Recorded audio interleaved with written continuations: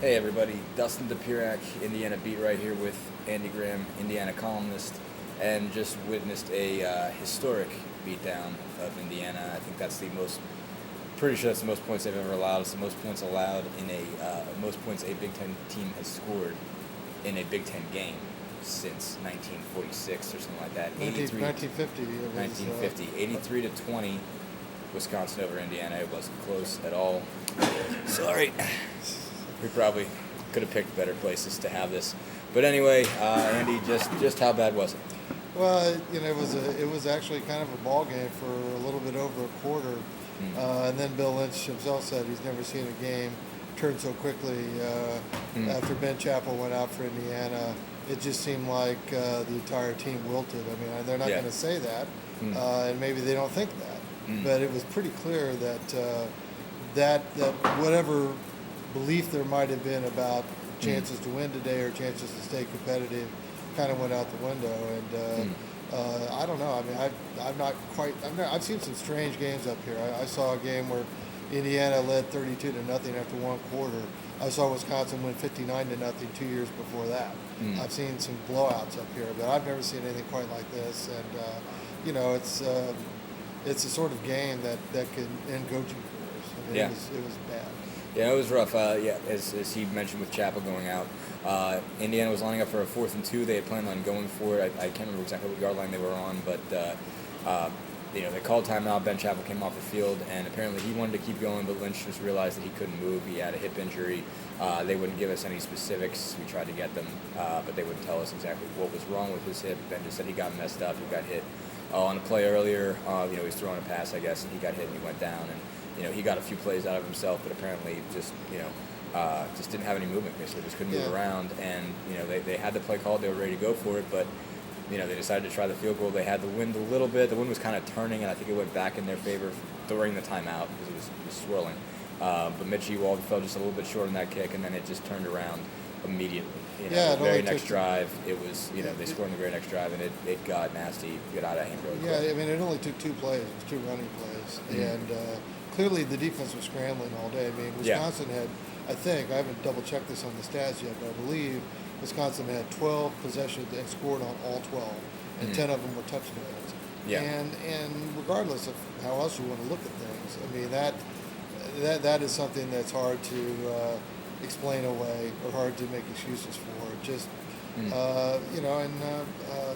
was interesting that some of the Indiana players were asked afterward, and Coach Lynch was asked, what do you think about Wisconsin throwing the ball for touchdowns late in the game? And they all just said, hey, it's our job to stop them. Yeah. And they didn't stop them all day. No, they didn't. Now, that being said, was that play probably out of line?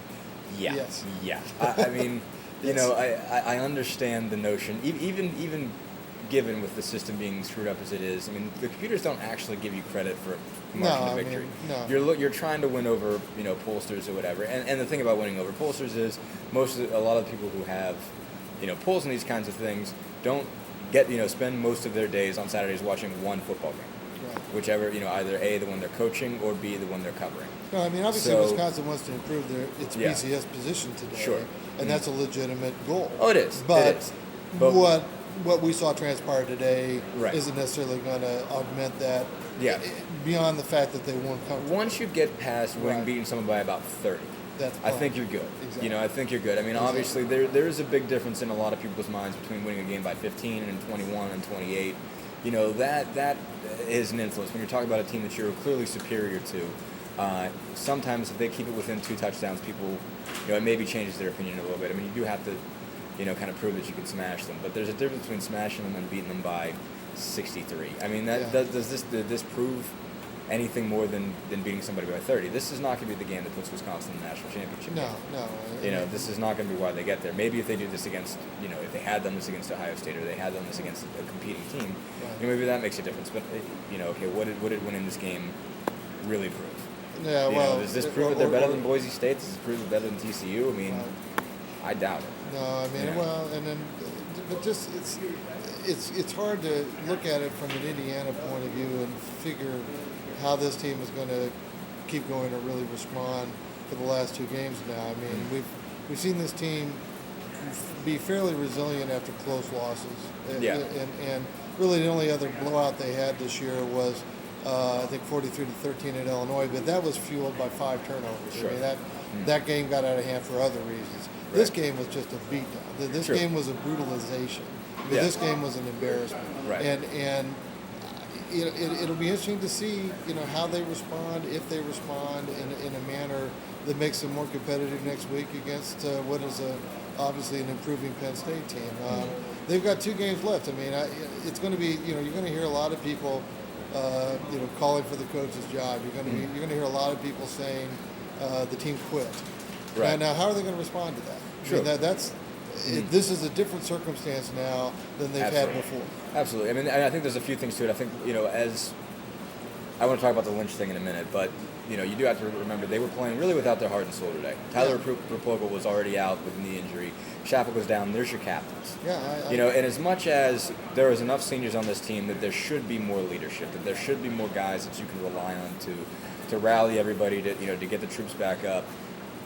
Maybe there's not. I mean, that clearly made a huge difference. It made a difference not having Propogel. You're already playing against a Wisconsin team that pretty much takes your soul out of you. I mean, you're playing 5 massive, and I'm not trying to excuse this. No, I mean, me but neither, it's the type of, Wisconsin has the type of line, the type of team that just continually pounds it at you, play after play after play after play. They run it up your gut. And, from the beginning, you could tell that they just weren't going to win that battle at the line. I mean, they were getting pushed around, and everybody gets pushed around by Wisconsin. You knew Indiana was going to. They don't have that, not that they have a incredibly small defensive line, but they just weren't going to compete with those guys, and it just compounded. I mean, when you lose, both of those guys, it was clear that this team just kind of lost its soul, lost its heart. This was the one game out of the last 3 remaining that I think everybody kind of knew could be a real problem. Oh, sure. Physically, it was going to be a problem. Mm-hmm. Emotionally, it was going to be demanding after such an excruciating loss against Iowa. Mm-hmm. Everybody kind of understood coming into today that this could get out of hand. It could be a difficult day. I don't think anybody expected it to be. 83 points is a lot. Well, and I'll say this about the 83 points. I mean, kind of alluding. Yeah, again, Wisconsin ran it up. They did. But the other thing is, if Chappell doesn't go out, Indiana's going to control the ball some of that time. Sure. Indiana's going to score some points some of that time. Wisconsin's not going to get to 83 points. You had 2 quarterbacks who were not ready for it. Now, they're not that terrible, but... No, but I mean, Wright Baker fumbles it away that doesn't help. in touchdown position for Wisconsin on the first snap. I mean, clearly, that's when everything went south, and it went south in such a hurry that I don't think anything the coaches were going to do or say was going to turn that around. Sure. I mean, and as I said, the players can say that, well, we didn't even realize Ben was out, and no, we don't think anything changed emotionally. Well, yeah, it did. Yeah, it did. I mean, it did. I mean, you could just see it. And up until that point, I mean, Indiana was not being run off the field. I mean, it was 24-10. But at the end of the first quarter, Indiana had more total yards. Indiana was moving the ball reasonably well. Right. Ewald had just hit a 48-yard field goal career long, so it wasn't totally out of the question that he might make a 52-yarder because his 48-yarder had room to spare. So but it got up till that point, there wasn't any reason to think Indiana might hang around for a while. That they might not do that. But there's a couple things we said here. For once, this was kind of the first time Lynch really said, this is. I don't know if he said this is not our team. I can't remember his exact words. And he wasn't, kind of... Chappell said boisterous. That. I mean, Chappell said that, but Lynch made a point that this was not okay. This is not okay. Now he wasn't yelling and screaming because he doesn't do that. No, but he made the point. This is one of the rare occasions. A lot of times he says, we fought, but we just didn't get it. But In the second half, he said we just didn't play. But he made a point. Second half, we just didn't play. He said we didn't play. Yeah, and that's exactly. But I think this was one of those games too. I think a lot of people went into this game. Maybe not a lot of people. I went into this game thinking that it would have no positive or it wouldn't have a negative effect on Lynch's job status because you kind of knew they were going to lose this game. You kind of had this penciled in as an L a long time ago. But this was kind of the only way it could have ended up as a negative. Yeah, a true negative was it to be really out of hand. And, historically, whoa, did you see that score in the paper today? Well, it's going to be all over the national media because Wisconsin's a ranked team. And it's an 83-point game, so you're going to see that. Indiana was going to be a national story last week if they beat Iowa, and they nearly did. Now they're going to be a national story for the wrong giving up reasons. 83 points. That's right. So you don't know. 2 games to go. They still got 2 games. How it ends. They still got 2 games to make a case. That's really what it comes down to. This game doesn't change that. Yep. We got to go. Thanks, everybody.